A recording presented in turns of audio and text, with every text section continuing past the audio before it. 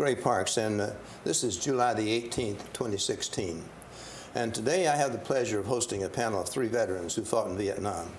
We will discuss the importance of Vietnam to the U.S., our buildup of support, the media disaster of Tet, January of '68, the effect of the media and the protesters on North Vietnam, the actions leading up to the end of the war, and the final attack on South Vietnam in 1975.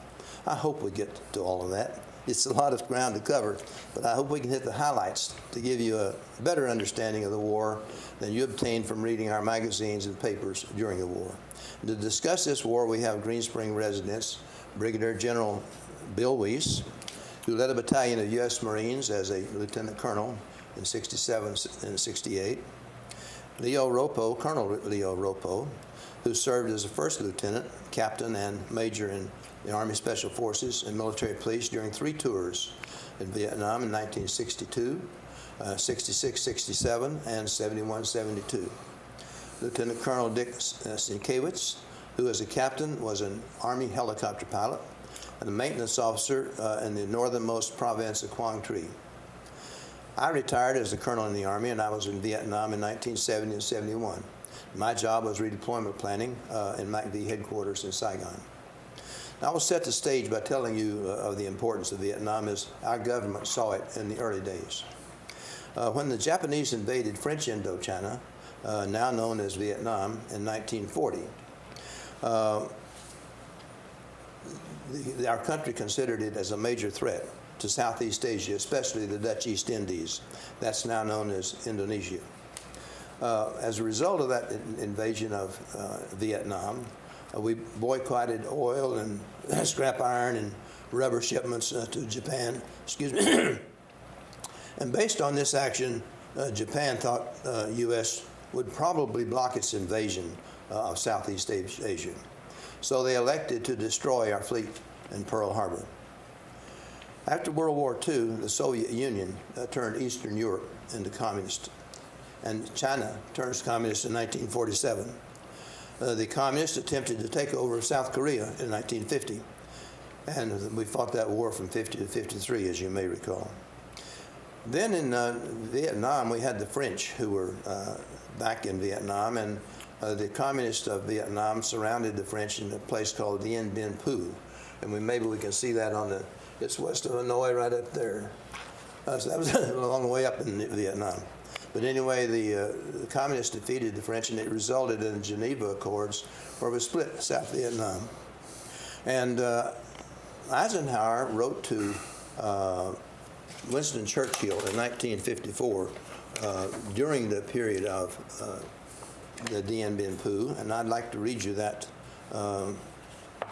letter. Well, I guess I better get my glasses on.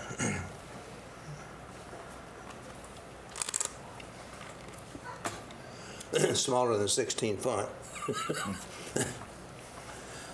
And Eisenhower says to Winston Churchill, "If Indochina passes into the hands of the communists, the ultimate effect on our and your global strategic position with the constant shift in the power ratio throughout Asia and the Pacific could be disastrous and I know unacceptable to you and me. It is difficult to see how Thailand, Burma, and Indonesia could be kept out of communist hands. This we cannot afford. The threat to Malaya, Australia, and New Zealand would be direct. The offshore island chain would be broken. The economic pressures on Japan, which would be deprived of non-communist markets and sources of food and raw materials, would be such over a period of time that it is difficult to see how Japan could be prevented from reaching an accommodation with the communist world, which would combine the manpower and natural resources of Asia and the industrial potential of Japan. This has led us to the hard conclusion that the situation in Southeast Asia requires us urgently to take serious and far-reaching decisions." And then he continues on toward the end of the letter, says, "If I may refer again to history, we failed to halt Hirohito, Mussolini, and Hitler by not acting in unity and in time. That marked the beginning of many years of stark tragedy and desperate peril. May it not be that our nations have learned something from that lesson." And then John F. Kennedy at a council on Vietnam in 1956 made the statement that Vietnam represents the cornerstone of the free world in Southeast Asia. So that's what our government and our leaders at that time thought about the position of Vietnam and the problems that losing Vietnam would create for us.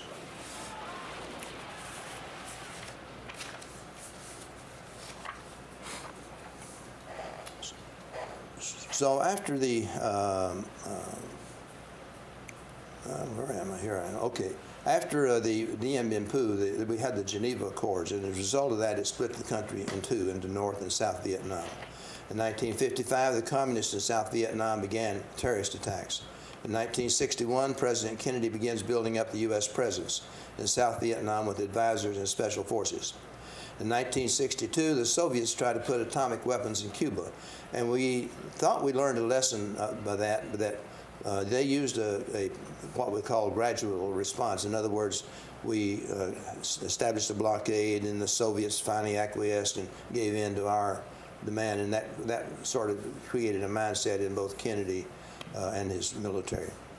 So, Leo, would you like to? You were there in '62. That's correct. So we're talking now. We have advisors going, and you were there in '62. Would you tell us a little bit what the special forces were doing?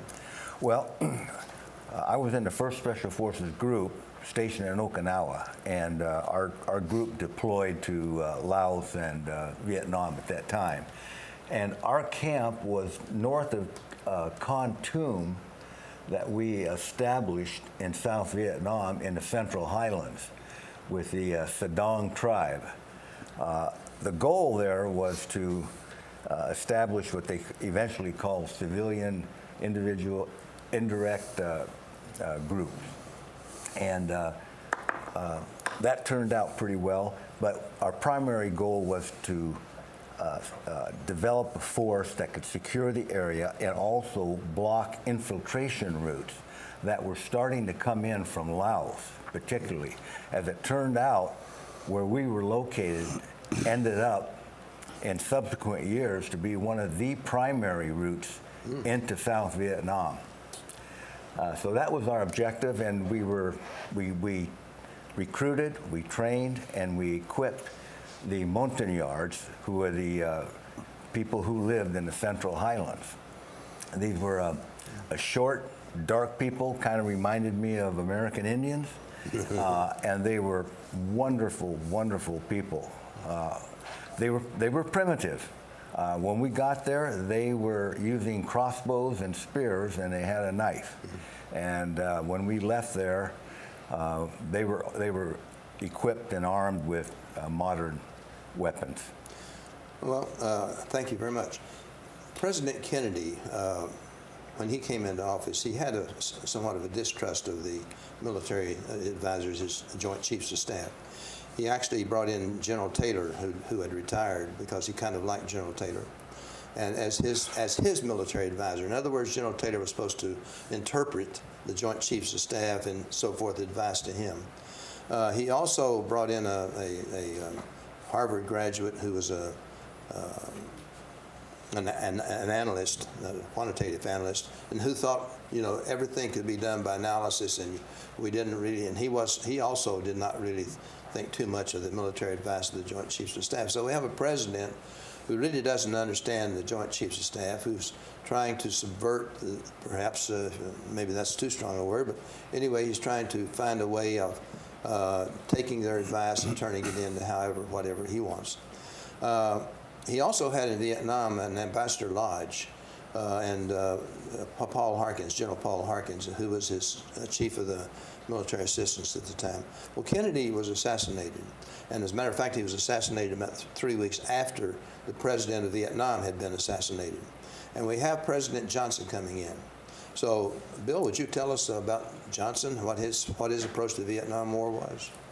Well, of course, President Johnson, his main goal as president was to operate and change the social system it was an expanded New Deal from the 1930s. He wanted to create a system where everybody had a minimum of income and welfare and medical care. Now, the war in Vietnam interrupted this, or I should say the problems in Vietnam. And he decided, with the advice of Secretary McNamara, who was a systems analyst, as you say, and others who agreed with him, he accepted their advice and ignored the advice of his military advisors. Now, remember, at that time it was General Wheeler and a number of very senior officers who had really, for us, won the World War II and the war in Korea. Yeah. So they had significant experience in all these areas. What they recommended when the decision was made to send in ground forces was to go in full hog. In other words, they asked for 500,000 ground troops immediately. They wanted to mine Haiphong Harbor and other seaports, bomb bridges on all roads that led into or supply routes from China and elsewhere, so that they could isolate the Viet Minh and the North Vietnamese and take away their resources, their logistics. This did not happen. In order to do his domestic program, he decided for what they called guns and butter. That was favored. And in order to do the butter part, he had to shortchange the guns. So they adopted this plan, graduated in response, which the difference was the military recommended we go in and we defeat them on the ground and in the air and at sea immediately, which we had the capability of doing. It would have taken a lot of resources. The war would have been relatively short, and the casualties on both sides would have been relatively few. As, for example, when President George H.W. Bush did in 1991 in Iraq. So, with this graduated response, what we did, we waited until the enemy did something, and then we would react to that instead of going in and destroying the enemy on its ground, which is according to all the military writers of note over the ages, this is the way to fight: to go in to win, and not just react. That's what we learned anyway. That's what we learned. That's right. But you know what's interesting? It's very similar to the policies that we're currently employing in the Mideast. It is, yeah.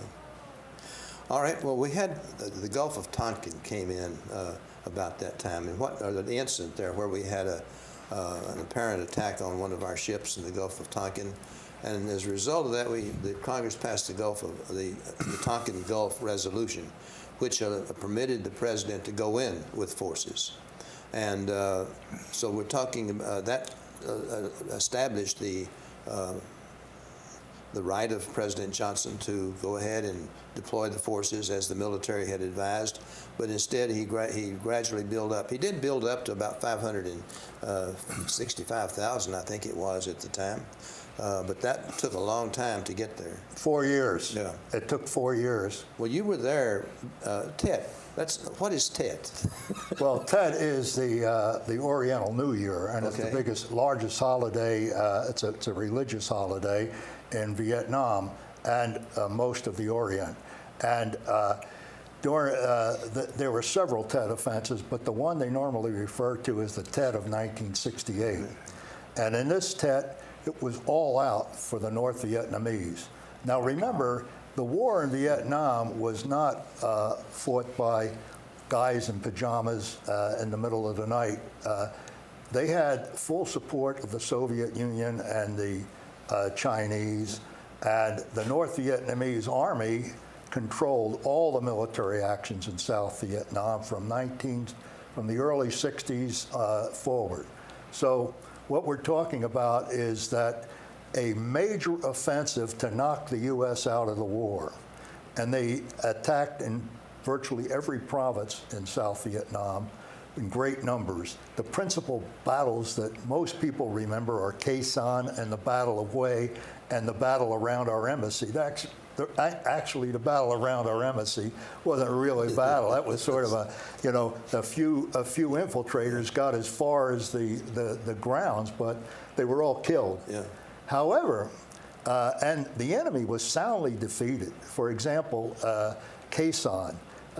We had about 300 Marines killed during that several-month period, but the estimated enemy losses were somewhere between 20 and 30,000. It was a major defeat.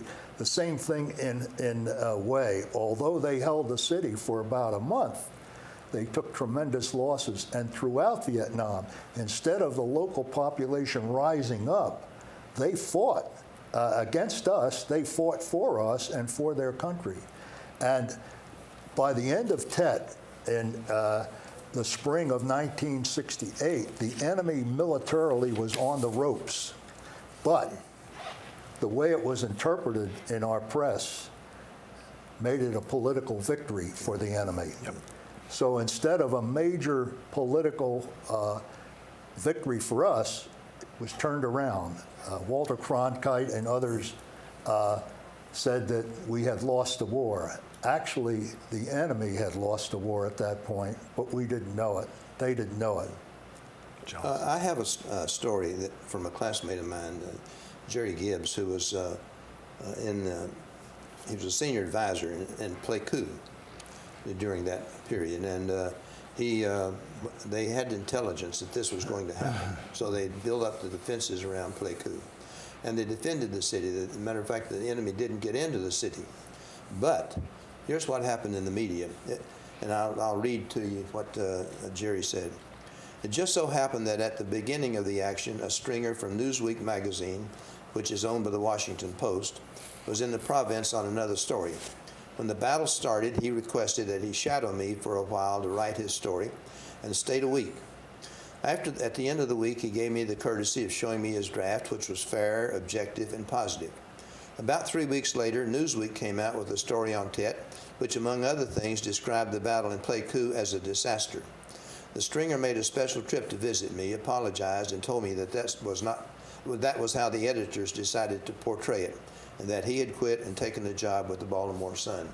So that gives you some example of how the media treated Tet. And I'd like to say one other thing. You read the history that's coming out today, you realize that the United States Army, Marine Corps, Navy, Air Force, Coast Guard that fought in Vietnam never lost a major battle. Never lost a major battle during that entire war. The war was lost after, politically, we deserted South Vietnam and left them on their own to a much superior enemy force. Well, as a matter of fact, you fought a major battle in North Vietnam, or not North Vietnam, but South Vietnam. In South Vietnam. And you might tell us just a little bit about that. Yes, that gives us, I think, a flavor of how solidly we defeated the North Vietnamese. In April 1968, up here very close to the demilitarized zone, the enemy decided to close off the Qua Viet River, which was a main source for our supply route. And in order to do that, they moved a full enemy division south into South Vietnam, in this area right in here. And they intended to attack and destroy Dong Ha Combat Base, which would have been a major defeat for American forces in that part of the country. We were thrown into the breach there.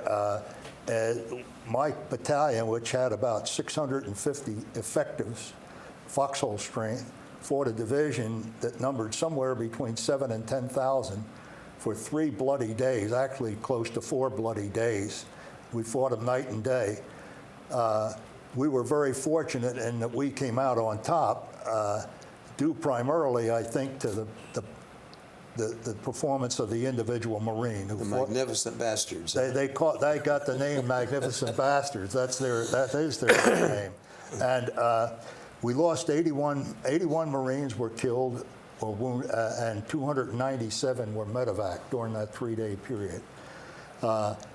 the enemy suffered somewhere in the neighborhood of 2,000 killed, and we don't know how many wounded. And that division had to withdraw back into the demilitarized zone. Now that was a major victory on the ground. You know what showed up in the paper? First of all, there were no reporters with us during that battle. But back at the triage point where we had to move our wounded at the end of the battle so that we could be medevaced onto the hospital ships offshore, there were reporters. And the only pictures that were shown of that battle, which lasted almost 4 days, was a picture of me on a stretcher, battalion commander, and that's what it said, battalion commander wounded in vicious battle, which would have made it seem as though we had lost. And they also showed another picture of a wounded Marine being helped by 2 other Marines. They were the only 2 pictures that were shown. And the battlefield was littered with enemy bodies, enemy equipment, evidence of a U.S. victory, and that's not what the media portrayed. So that's sort of the bias that illustrates the bias that the media had in the Vietnam War.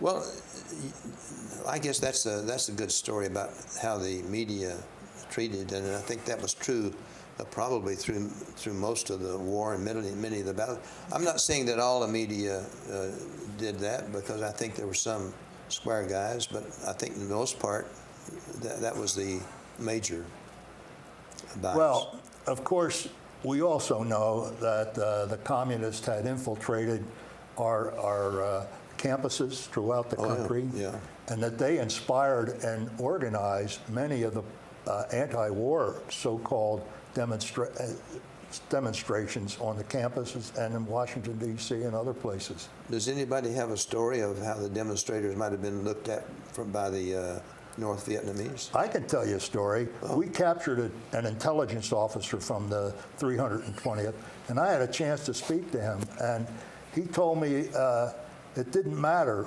how it went on the battlefield, that they were going to win. And I said, how did he know that? And he said, well, obviously your people don't support this war. And how can you win if they don't support? And he pulled out an article, and I can't remember whether it was from Time Magazine or Newsweek, but it was a beat-up, a yellow-paged article of draft riots in the United States. Yeah. Okay. Well, we're down to 5 minutes. Where did all the time go?